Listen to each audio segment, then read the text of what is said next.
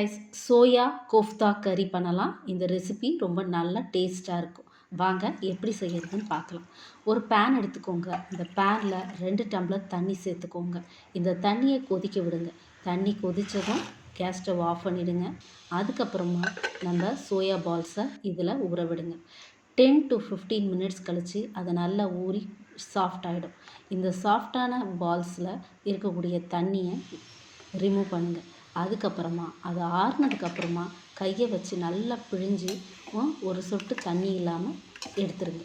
அதுக்கப்புறம் ஒரு mixer jar எடுங்க. அந்த மிக்சர் ஜாரில் இந்த பால்ஸை சேர்த்துக்கோங்க. இதை சேர்த்ததுக்கப்புறமா நம்ம இப்போது பூண்டு, சிறிய துண்டு இஞ்சி, நீளமான ஒரு பச்சை மிளகாய்,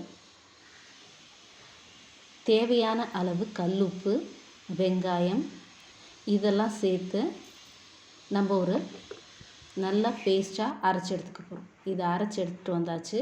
இது கூட பைண்டிங்காக இந்த கடலை மாவு சேர்க்குறேன். 1 டேபிள் ஸ்பூன் சேர்த்துக்கிறேன். மஞ்சத்தூள் சேர்த்துக்கிறோம். கரம் மசாலா சேர்த்துக்கிறோம்.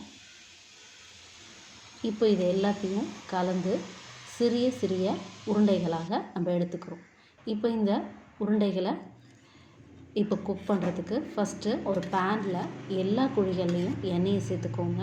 இந்த எண்ணெய் நல்லா ஹீட் ஆனதுக்கு அப்புறமா சிம்மில் வச்சுக்கோங்க. சிம்மில் வச்சு இந்த பால்ஸை ஒன்று ஒன்றா அதில் வைக்கலாம். வைக்கிறதுக்கு முன்னாடி நீங்கள் பார்த்து வைங்க. எண்ணெய் சூடாக இருக்கும்போது இதில் வைக்கும்போது நம்ம எண்ணெய் தெறிக்கலாம். ஸோ இது பாருங்கள் நல்லா கொதிக்குது, உங்களுக்கே தெரியும். இப்போ இந்த பால்ஸ் எல்லாம் வச்சு இதை 5 to 10 மினிட்ஸில் நம்மளோட பால் குக் ஆகிடும். ஃபஸ்ட்டு 2 to 3 மினிட்ஸில் ஒரு பக்கம் வெந்ததுக்கப்புறமா திருப்பி போடுங்க.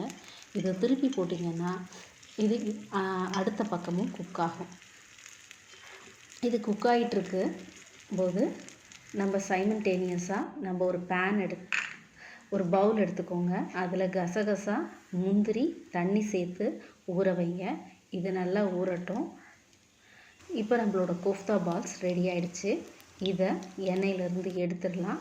ஒரு பேன் எடுத்துக்கோங்க. அதில் வெங்காயம், பச்சை மிளகாய் சேர்த்து இதை நல்லா வதங்கினதுக்கப்புறம் தக்காளி சேர்த்து வதக்குங்க. இந்த தக்காளி, வெங்காயம் நல்லா வதங்கினதுக்கப்புறமா நம்ம ஆற வைக்கிறதுக்காக ஒரு பவுலில் சேர்த்து ஆற வச்சுக்கலாம். இது ஆறட்டும். அதுக்கப்புறம் ஒரு பேனில் 2 டேபிள் ஸ்பூன் எண்ணெய் சேர்த்து சோம்பு, ஒரு துண்டு பட்டை, ஒரு பே லீஃப், அதுக்கப்புறம் ஏலக்காய் அது பொரியட்டும். பொரிஞ்சதுக்கப்புறம் நம்ம அரைச்சி வச்சுருந்த இந்த பேஸ்ட்டை இதோட தண்ணி சேர்த்து கொதிக்க விடலாம். இப்போது தேங்காய், இஞ்சி, பூண்டு, நம்ம ஊற வச்சுருந்த கேஷ்யூவும் கசகசாவும் சேர்த்து அரைச்சி எடுத்துகிட்டு வந்துடலாம்.